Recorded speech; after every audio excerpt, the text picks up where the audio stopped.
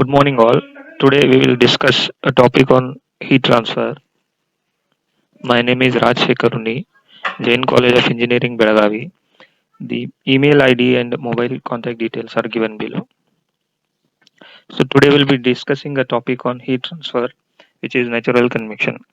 So all of us know that there are three modes of heat transfer: conduction, convection, and radiation. So if the mode of heat transfer is by convection mode of heat transfer, then we will use the law of Newton's law of cooling. Okay. So all of us know that Newton's law of cooling is given by Q is equal to HA delta T, where Q is the heat transfer from hot medium to the cold medium. Okay, H is the heat transfer coefficient. Unit is watt per meter square Kelvin or degree Celsius. Okay, A. Okay, A is area normal to the direction of heat transfer. Then delta T. Delta T is the temperature difference, which can be TW minus T infinity or T infinity minus TW, where TW stands for wall temperature or surface temperature. T infinity stands for fluid temperature. So the symbol used infinity because we cannot change the ambient air temperature. So in general, we use the symbol as T infinity. In some of the books, they use symbol also TS. Okay, so this is about natural convection. So let's try to understand what is natural convection. So natural convection is also known as free convection. If the if the mode of heat transfer is by convection, either it is natural convection or forced convection. In case of natural convection, heat transfer takes place naturally without any external aid. So here external aid, I mean to say, we are not using fan or blower or any help of the external device. Okay. Examples we can see: it is cooling of electric transformer, cooling of transmission line, cooling of reactor core, which is there in nuclear power plant. Then a day-to-day example: a hot cup of tea kept on the table. So which is cooling automatically or naturally without the use of fan or blower. Okay. Then in case of forced convection, heat transfer takes place with the help of external aid. So this is the difference between natural and forced convection. So if we are using any external aid, then this is known as forced convection. So use of fan on a hot summer day. These are the examples. Radiators. So radiators are used in fridges, air conditioners, automobiles. So again, this is forced convection. Water heating geysers, forced convection. Again, same example. Hot cup of tea on the table, cooled by blowing air. So blowing of air can be by mouth or by I can say uh, through the help of fan also. Okay. Now, just in order to understand, we'll try to consider a surface, a surface, and still air. Okay, there is a plate above which there is still air. A still air, we can assume it as uh, fluid or ambient air. So let's assume that it is ambient air. Now there can be two possibilities. One is surface can be hot compared to the ambient air or still air. The another case is the ambient air can be hot compared to the surface. So we will discuss with considering surface is hotter compared to the still air or ambient air. Okay. Now let's suppose the wall temperature is TW, which is hotter compared to the ambient air temperature, which is T infinity. Okay. Now T infinity is greater than T. Sorry, TW is greater than T infinity. So the heat transfer will take place from surface to the air. Now, in case of natural convection, uh, there is surface, and there are multiple layers of still air or ambient air. So multiple layers: the layer 1, layer 2, layer 3, layer 4, layer 5, layer 6. So we have multiple layers of still air. The the first layer of air, which is very close to the surface, it gets heated first. Okay. Then this air, when it is in contact with the next surrounding still air, because of density difference, heat transfer takes place between the heated air and the surrounding still air. So again heat transfer takes place between them. Then this is how it continues. So first initially from the wall the first layer of air gets heated, then further the heat transfer propagates. Okay, then we can see the explanation here. Natural or free convection. When a surface is maintained in still fluid at a temperature higher or lower than that of the fluid, a layer of fluid adjacent to the surface gets heated or cooled. We are considering here heated. Okay, a density difference is created between this layer and still fluid surrounding it. The density difference introduces a buoyant force causing flow of fluid near the surface. Okay, heat transfer under such conditions is known as free convection or natural convection. Thus, free convection or natural convection is the process of heat transfer which occurs due to movement of fluid particles by density changes associated with temperature differential in a fluid. Okay, this is about brief introduction about natural convection. Okay, so it is like this: the wall or the surface gets heated because of temperature difference near the surface. First layer of fluid gets heated first, then because of density difference further the heat transfer takes place. Now there is a question which is repeatedly asked in the BTV exam, which is show by dimensional analysis for free convection Nu is equal to GRPR, or Nu is a function of GRPR, or it may be asked in other way that obtain the relation between Nu GRPR for free convection. Okay, there can be another question which is related to forced convection that we will discuss later. So now in case of free convection we need to identify the variables. What are the variables which are present in this free convection problem? Okay, we'll do that. The heat transfer coefficient in case of natural convection depends on variables: velocity of the ambient air or velocity of the fluid. Actually this velocity is very negligible. Then rho, density of the fluid. Then thermal conductivity, mu is the viscosity of the fluid. Then Cp, specific heat. Then L or D, here it is L or D means it is characteristic length. Depending on the mode of the direction of heat transfer, either we will take L or D. Since the fluid circulation in free convection is owing to difference in density between fluid layers due to temperature gradient and not by external agency.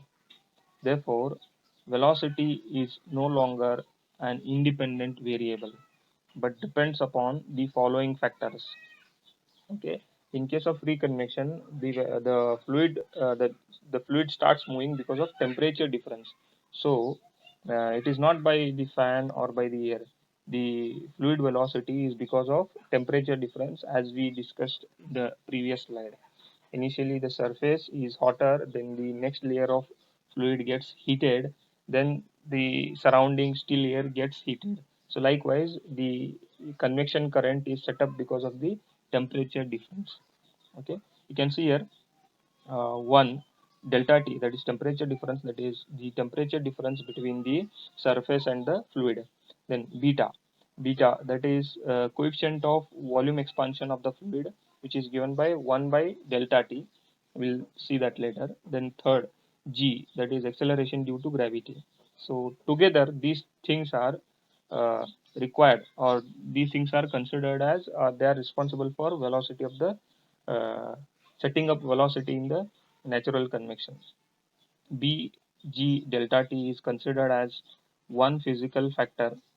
Thus, heat transfer coefficient H may be expressed as follows. So H depends on density of the fluid, characteristic length L or D, mu viscosity, Cp specific heat, K thermal conductivity of air, then B G delta T. So this factor, considering the factors which are influencing the air movement. Okay, so there are now, as the number of variables are more, we are not using Rayleigh's method for dimensional analysis. we are using Buckingham's pi theorem for dimensional analysis. So if the question is asked like this, then we have to go for dimensional analysis. That too we will use Buckingham's pi theorem. So n is equal to 7 is number of variables. So we know the procedure. I'll briefly tell. We have to find out the fundamental dimensions.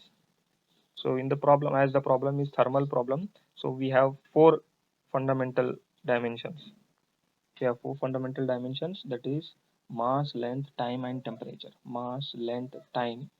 Time here we have taken capital T, so temperature will be theta. Number of pi terms. So number of pi terms, as we know, it is n minus m, where n stands for number of variables, which are 7, and m stands for fundamental dimensions, which are 4. So then when we solve the problem, we will get three dimensionless parameters: pi 1, pi 2, pi 3. Okay. Then we have to consider rho, L, mu, K as repeating variables. Okay. So here in this problem, we have to consider rho, L, mu, and K as repeating variables. Remaining variables, which are B, G, delta T, then Cp and H, as independent or non-repeating variables. Okay. So we can write the equations like this. Here it is written: consider H, Cp, B, G, delta T as non-repeating variables. Okay. So repeating variables, it is the equation the pi 1 term will be combination of repeating variables and one of the non-repeating variable. So pi 1 is equal to rho a raised to 1, L b raised to 1, mu c raised to 1, K d raised to 1, and H. So this we have to repeat for pi 2 also. Pi 2 will be again rho a raised to 1. Instead of a raised to 1, we will use rho a raised to 2, L b raised to 2, mu c raised to 2, K d raised to 2. The again you can see here the repeating variables are there for pi 1 and pi 2. Then we will use one of the non-repeating variable Cp. Similarly, we'll write down for pi 3. Pi 3 is equal to rho a raised to 3, L b raised to 3, mu c raised to 3, K d raised to 3. Again, you can see in pi 3 the repeating variables are repeated. Then the one of the non-repeating variable B, G, delta T. So this is how we write down pi 1, pi 2 and pi 3 terms. So you can see here repeating variables are there in all the three pi terms, and the non-repeating variables are there one by one. So this is the order what I have written. You can change the order also.